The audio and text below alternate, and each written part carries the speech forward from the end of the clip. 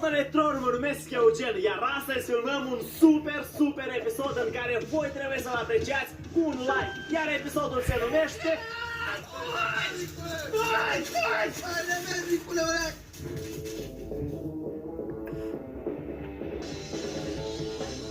Poate, urcă în copac! Hai mai repede, urcă!